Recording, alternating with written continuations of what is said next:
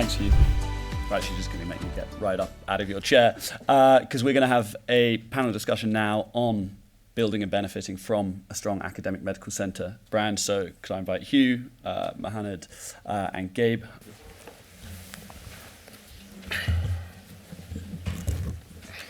So I've given everyone a first name only for our guests. So as a sort of starter, we're going to have to get right into it as I ate up some of our time with my charts. Could you, I suppose, starting with Gabe, we'll go down the line as Hugh's already had some time to speak. Could you just introduce yourself a little bit, what your role is and where you sit within, I guess, understanding reputation in healthcare, your organisation, and just sort of as an opener for everyone, how do you see a strong brand and reputation benefiting the organisation? And then, Hugh, I'll throw you another slightly different question as we get down. So, Gabe, a little intro and yeah, where do you see the strongest benefits, I suppose, from your angle and where you work? Great. Well, firstly, good morning, everybody. It's wonderful to be here.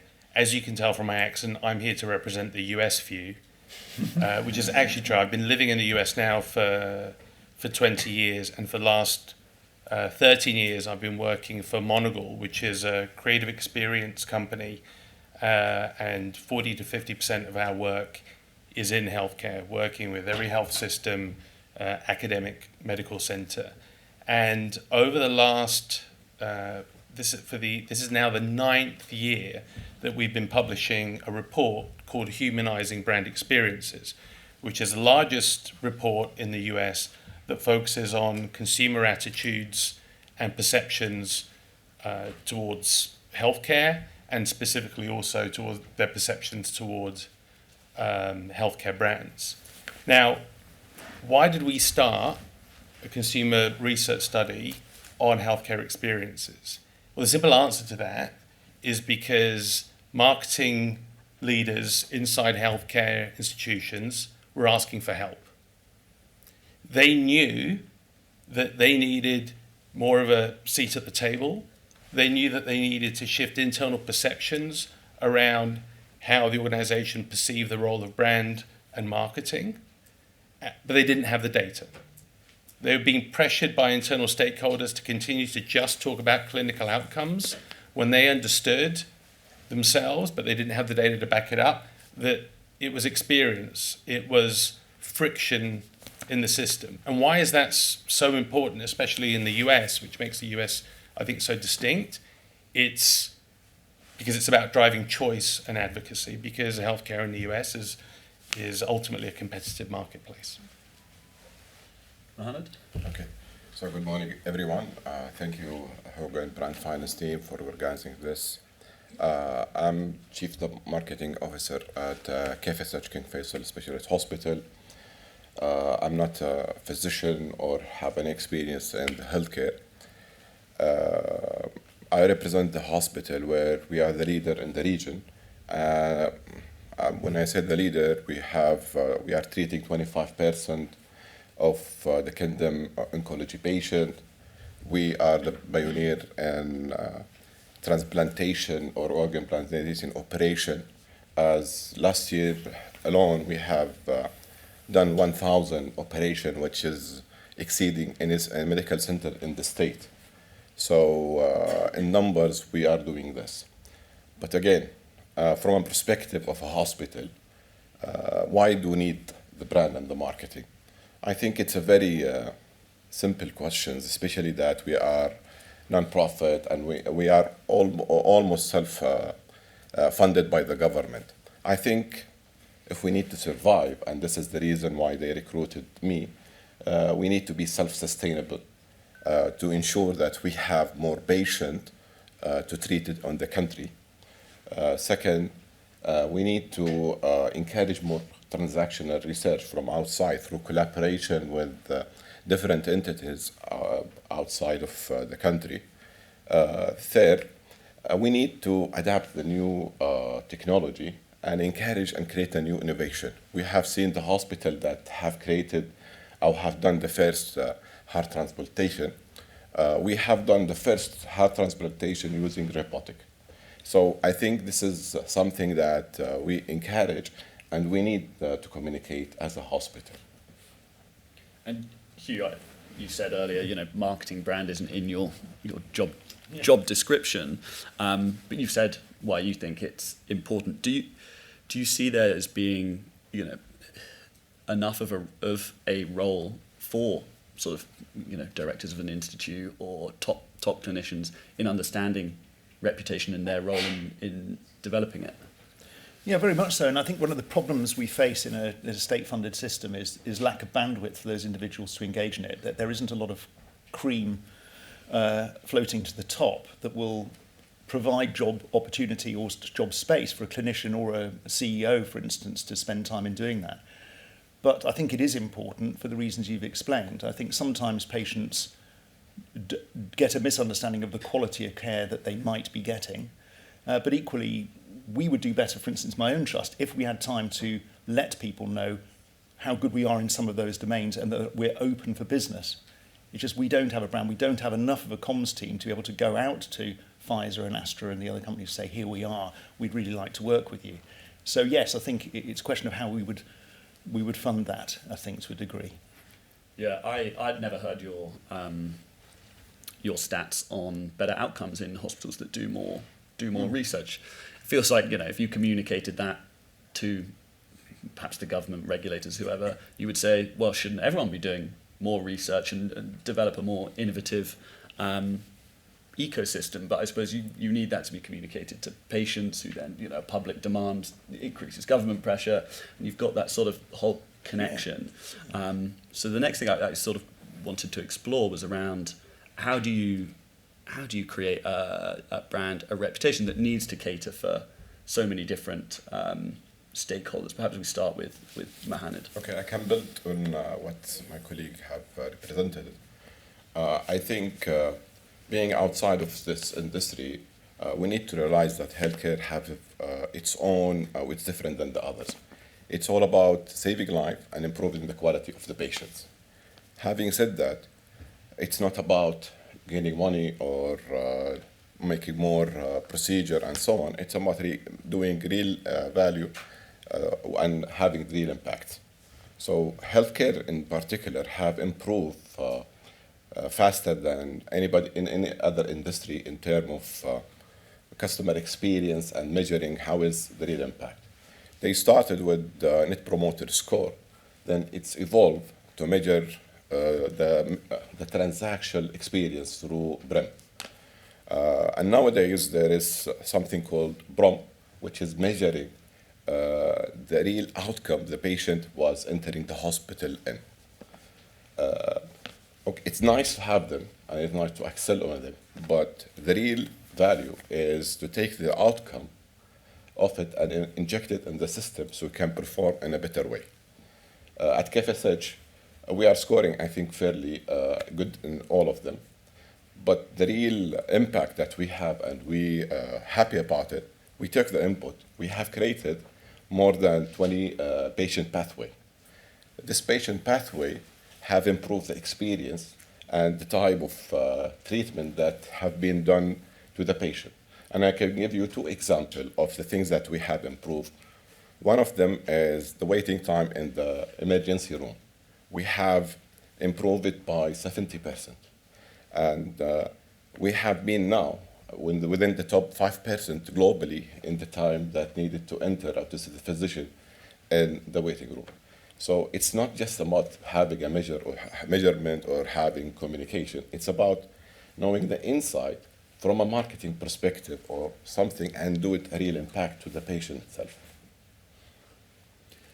You mentioned you measure patient experience. What can you tell us about actually how that's been put into then implemented? As Mohammed said, there's a feedback loop. Do you actually see people creating real impact and then their reputation rising in the US, seeing those great commercial benefits? So what's interesting about the way you phrased the question is you used the P word, which is traditionally how we've always thought in healthcare. And a big part of the shift in the US is to change the vernacular and not just think about that end stakeholder as a patient, but actually as a customer or even, dare we say it, a consumer. And that has been, I think, one of the biggest shifts. I think it was fascinating to listen to Hugh's presentation, and I agree with a lot of the concepts around what's important in the healthcare setting. But the big move in the US over the last few years has been this shift from just thinking about healthcare to health overall, and that completely widens the aperture from an overall experience. Even within the care setting, it forces us to have to think about how do we reduce friction. Not just when I go, can I get seen quickly, but in this, the Uberification of life that we all live in has to extend to healthcare. It's no longer acceptable for me to be able to order my Starbucks on an app and get an Uber, and then, I'm sorry, you telling me I have to phone and speak to someone to book an appointment for 2 weeks ago? So that dissonance that's being created is changing, is slowly changing attitudes within the healthcare delivery system, within leadership. And one of the things that's fascinating in the US has been to see the number of chief marketing officers coming into health systems, including in academic medicine, who come from outside of healthcare. Johns Hopkins Medicine, our head of brand there, has been a long-time client of ours, but he came from financial services institutions. The chief marketing officer for UC Health, which is the largest academic medical system where I live in Denver, Colorado, he was at Santander, he was at an energy company, and you look at what he's done to transform that organization, it does not look like what you see in traditional healthcare. And do you think there are lessons then that the UK could learn from, maybe not going all that way, but in terms of increasing impact, increasing money in the coffers? It's hard for me to say directly to the UK because there's fundamental difference between the systems, which is already down to choice. That's what's driving the US. I mean, we could sit here and spend the entire day just talking about the complexities and nuances of US healthcare, but I don't think anyone wants to do that. I think fundamentally here in the UK, I think brand has to play a slightly different role. I mean, your comment about the struggle of public-private partnership, in many ways that's a communication challenge, right? It's a perceptual challenge that becomes a huge blocker. That's something that we don't have in the US.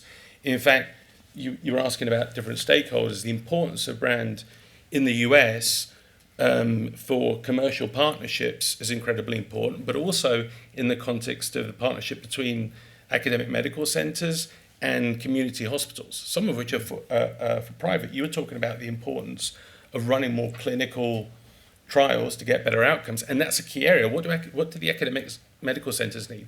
They need more patients to be able to put through their trials, and that's why you're seeing a huge explosion in the number of partnerships in the US between AMCs and community hospitals.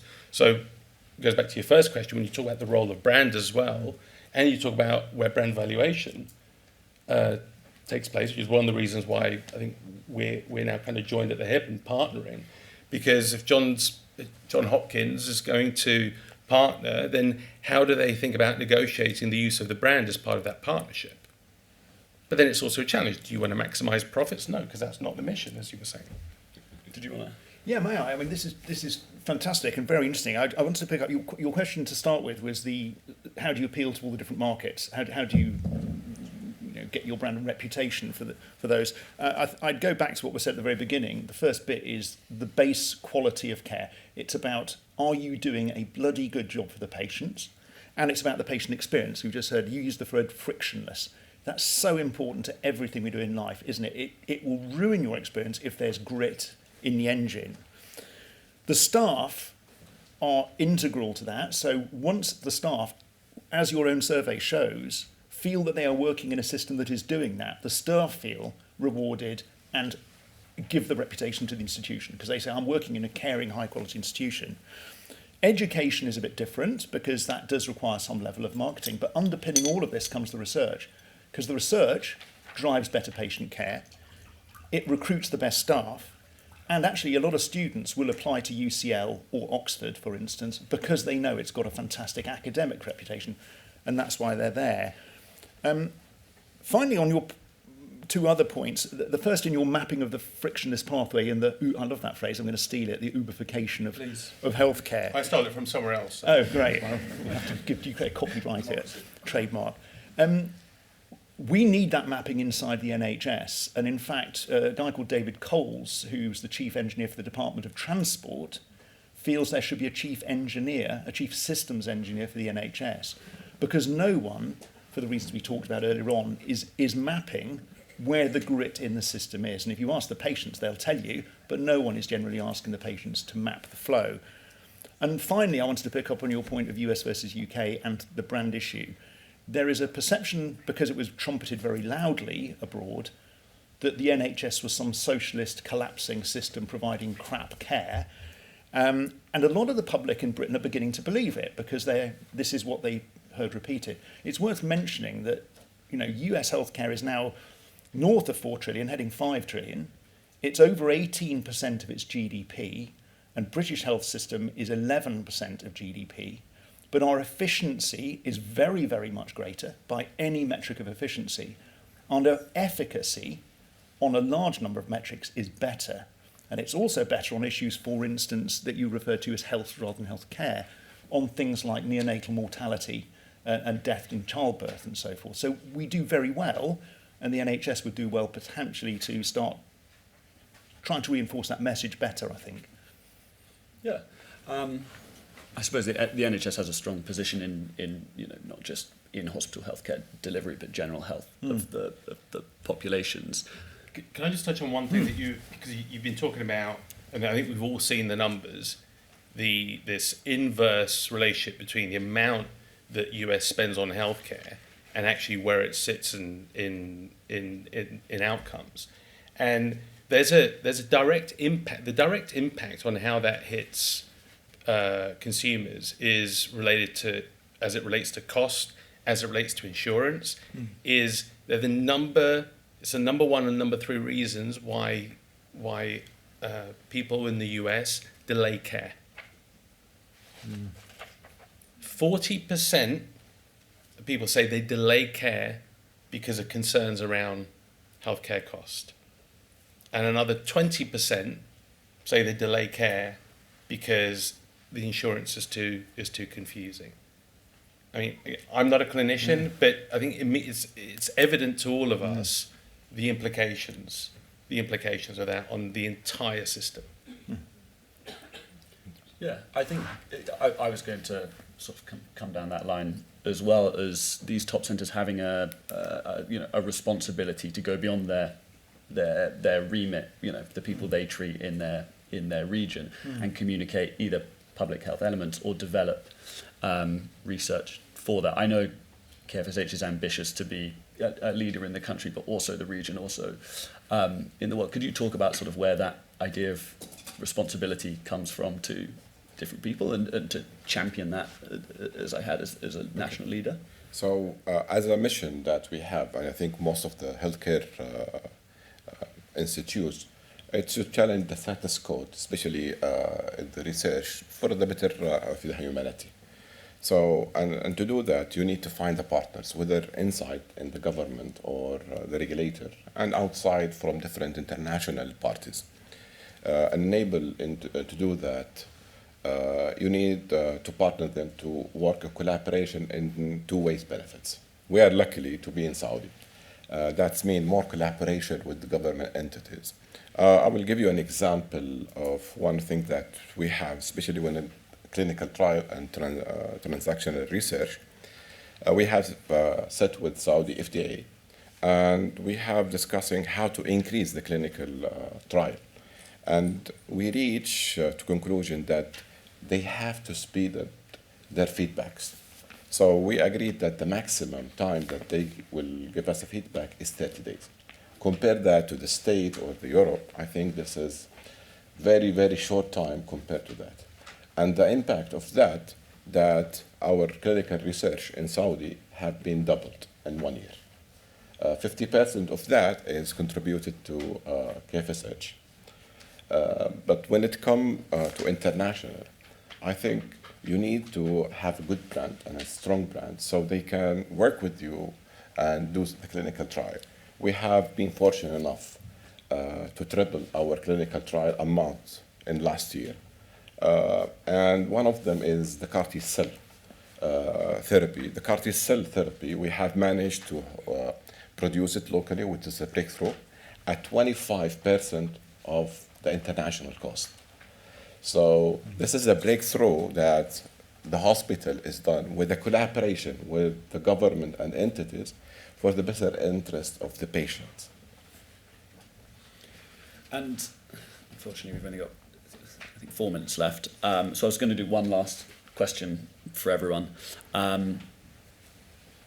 Considering sort of new trends in healthcare, so whether that's parts you mentioned, like improving patient experience, impacts on cost and affordability, or technological advances like AI, telemedicine, personalized medicine, how do you think that changes sort of the required position for these top organizations? Do they need more leadership? Do they need to adjust their outreach, their brand reputation? How do new trends, perhaps only select one, but how do they affect sort of what's required of the very top organizations? We can start with you, Gabe. So I cheated a bit, and I called one of my clients, who's a chief marketing officer, and I asked him this question, and I wrote down this quote, which is, he said, most AMCs struggle not because they lack expertise, but because they overestimate how much the public understands or forgives their complexity. And I think the implication of that, as we think ahead to the next 10, 20 years, is to actually think about generations. Hugh, you talked about in your talk the challenge from a recruitment and provider brand, because people want a much more of a work-life balance. In the US, by 2030, Gen Z will represent 30% of the working population. In our study, and you can see this if you go to Monigle.com, because we look at behavioral segments, and we also look at breaking down the data based on some of these generational differences as well. One of the big challenges in the US is there's an enormous trust gap. I mean, there's a huge issue related to the view on experts in general. But 42% of Gen Z said that they don't trust their provider to always make the right decisions for me. I mean, that is so scary. And the implication of that is then when we ask around AI usage, 25% of Gen Zs, compared to 19% of millennials and 10% of Gen X, are using AI a lot more to self-diagnose. And then when we ask, the number one reason is because it's faster than getting an appointment. It's interesting. Again, my brain isn't quite big enough yet to really understand all the downstream and interconnected ramifications of that, but I know it's scary. Yeah.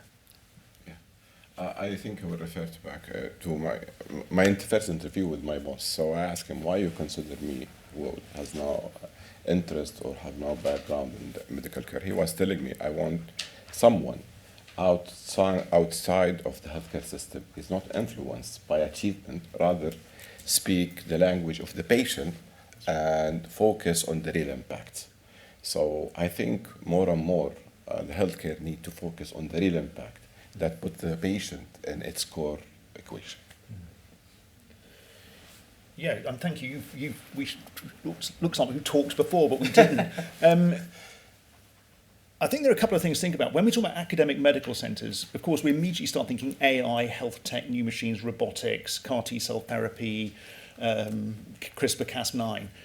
A lot of academic health centres, and particularly Oxford, is excellent at this, is about epidemiology and public health. And we really have to remember that, because if you look, apart from an elderly population, increasing demands on healthcare, increasing technology spend, the big driver, to my mind, is actually non-communicable diseases. In Britain, 63% of our population are obese or overweight. We're now ahead of America. If we didn't have that problem, address the public health issues related to bad diets, that would take 12% off the base rate of income tax in this country. It would save £126 billion a year. Those data sit with people like Oxford epidemiologists, and we need to get those data into government to change policy, because if we don't, there won't be enough money to fund the AI and the robotics and the CAR T-cell therapy. The system will fall over. So that's the first thing. I think we need to focus on the public health elements of this. And secondly, I'd be cautious too about the wholesale rush into new tech, because I've seen this. I've just audited my own hospital. It's the same, I can tell you, as Oxford and other places too, because we've done them too. About 8% of scans of the chest for a clot in your lung are needed, and 92% are not, at a cost on the NHS tariff of £132 per scan, and with the risk, if you're a woman, of a 1 in 1,350 chance of dying of cancer if you have that scan. And yet we are chucking those things out now because the tech's available and we can just do these things. So I think, and to your point too, the rush to AI has not been trained in classical medicine because the data do not exist to inform large language models. There is no recording of doctors taking a history from a patient, and there is no digital record in words of an examination and how those two things are put together to make a test worth doing and attaching a prior weighting to it. If we chuck all that stuff out and just go to tech, we may end up with the next generation of doctors not having a Scoobies about how to make a diagnosis or treat the patient, and the robots will be running us. So I think we've got to be a little bit careful about rushing too far headlong into the tech side. Okay, we don't want to get too excited, it sounds like. Thank you so much, guys. I think we're going to have a short break. How long have we got, Zoe? 15 minutes. We've still got 15 minutes. But yeah, thank you. I think a lot to think about there. And we'll be back after with a little bit more from sort of the flip side of this about partnerships, so people from industry, startups, and people who interact with more of those different stakeholders I mentioned on the other side of the academic medical sectors after this little break.